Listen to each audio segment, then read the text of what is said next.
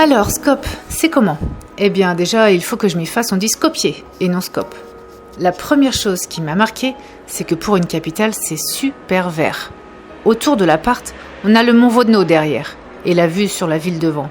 Mais elle est aérée, parsemée de parcs, avec le fleuve Vardar qui coule au travers. La première virée dans la capitale, justement, c'était dans l'un des parcs de la ville. Un skatepark immense, le fleuve allongé et un immense parc truffé de jeux pour enfants. Et des petits vendeurs de café par-ci, des petits vendeurs de glace par-là. Une bonne occasion de comparer les prix.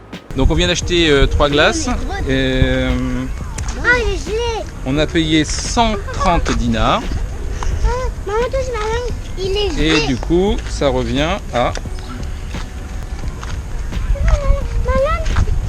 2,11 € pour les 3 glaces. Voilà, donc on était en Grèce. Bon, c'était une petite ville balnéaire, mais on aurait payé combien pour les... Oh bah plus cher. Oui, forcément, mais on aurait peut-être payé 5-6 €. Oh, plus. Non, glisse là. Bah, c'est pas compliqué, on en a eu pour 8 € la dernière fois qu'on en a pris chacun une. Avec moi aussi? Avec toi aussi. Oui, bah donc 6 € à 3. Ouais, je pense que bon, le prix est divisé par 3 là. La balade est agréable, malgré un temps lourd. L'été, de ce que nous expliquait le marchand de glace, ça monte à 40-45 degrés sans problème ici. Bon alors ici, le gros challenge qui se pose à Skop, ça va être de pouvoir occuper les enfants tous les jours. Vu que là, à côté, il n'y a pas de... Enfin, le parc d'ici est magnifique, il est très très grand, il est immense, mais il faut prendre la voiture. Hein. Il est quand même loin, il doit être à... Oh, c'est faisable, hein. Il doit être à une vingtaine de minutes à pied. Enfin, le challenge de ce mois-ci, ça va être de trouver de quoi les occuper tous les jours en appartement et de faire des sorties, de découvrir Skop et les environs. Pas loupé, le temps était tellement lourd que ça a tourné à l'orage. 4 jours de suite, les orages se sont succédés.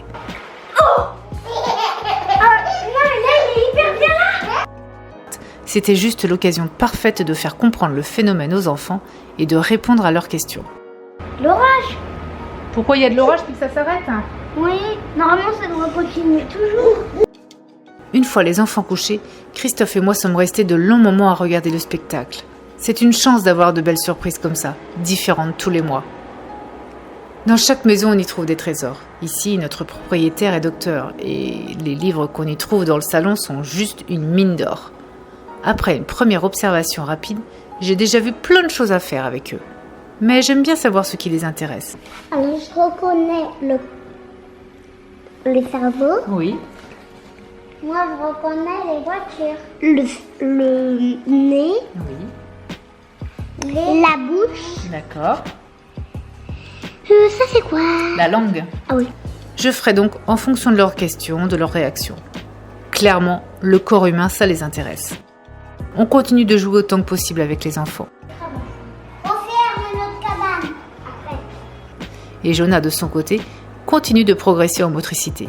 Il a tout l'espace qu'il veut ici. Sur les murs dans l'appart, il y a beaucoup de peintures et de dessins. Devant les questions des enfants sur ce que ça représente, on a abordé le concret et l'abstrait en art. Peinture magique qui nécessite concentration, maîtrise du geste, implication et détermination. Parce que c'est un long travail minutieux. Donc ta feuille, elle est concrète ou abstraite? La feuille Concret. concrète. Et ton dessin, il est concret ou abstrait? Ah. Abstrait. Ah. Abstrait. Au bout d'une heure, ils ont quand même réussi à trouver des ressemblances avec quelque chose de concret. Ah, mais les enfants, on avait dit qu'on faisait de l'abstrait là. On a aussi essayé de tester un plat macédonien. Alors, qu'est-ce que vous préparez de bon? Des saucisses. Les dolmas, enfin une réinterprétation des dolmas. Muriel a acheté un pot. Voilà, elle croyait que c'était des épinards. Bon, en fin de compte, c'est pas des épinards. J'ai traduit ce que c'était, ce qui signifie feuille de vigne. Et j'ai regardé ce qu'on faisait en Macédoine avec des feuilles de vigne. Et a priori, il y a une recette qui s'appelle les dolmas. C'est en gros des feuilles de vigne qu'on roule. On met, comment dire, on crée un roulé avec de la viande et C'est fou ça, t'as vu? Des vraies feuilles de vigne. et du riz. Alors nous on n'a pas de riz et la viande qu'on a c'est pas la bonne viande. Donc on va faire avec ce qu'on a. Donc on va essayer de faire un genre de... On va encore plus le hacher ça.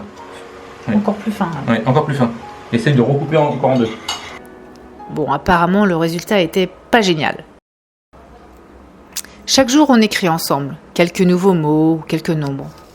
On fait des cocottes pour jouer en faisant des additions. 6 plus 4. 9. Perdu. 10. Mince. T'engages. Alors, qu'est-ce que je dois faire? On s'exerce à écrire sur l'ordinateur ou un téléphone. Forcément, c'est bien plus rigolo. Je ne suis pas une adepte des écrans, loin de là, mais je dois bien avouer qu'ils doivent savoir se servir des outils. Et que ça passe aussi par la compréhension des mécanismes informatiques et d'Internet. Et Skopje. Skopje, c'est une ville très intéressante. On a fait la visite de jour comme de nuit, pour nous imprégner de l'ambiance. Nous sommes arrivés sur une place très propre, avec des énormes fontaines, qui semblaient récentes. C'est vrai, les statues sont démesurées, grandioses. Il y en a vraiment partout. Je ne sais pas combien il y a de statues dans ce centre-ville, mais déjà rien que sur cette place, il y en a plus d'une vingtaine. Je me doutais qu'il y avait Alexandre le Grand là-dedans. En fait, il est un peu partout. Le culte du personnage se remarque à travers son père, Philippe II. Donc le grand monsieur derrière, c'est le papa d'Alexandre le Grand, c'est Philippe II. Mais aussi sa famille en entier.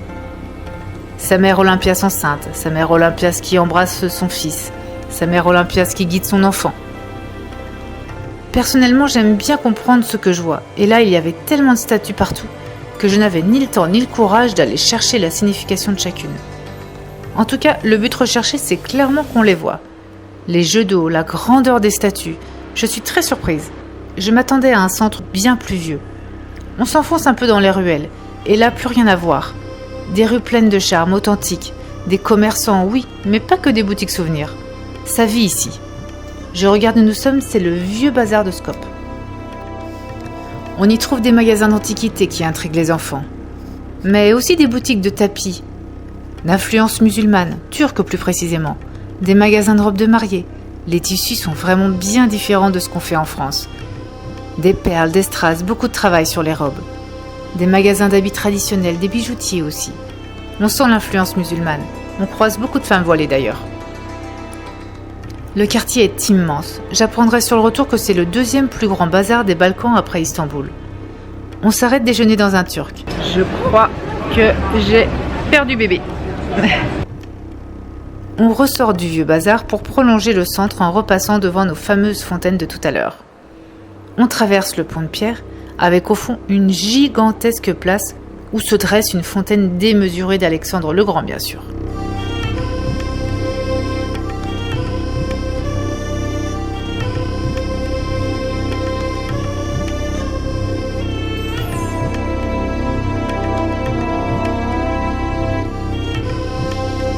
Conquérant, invincible, avec des lions tout autour, symbole de force.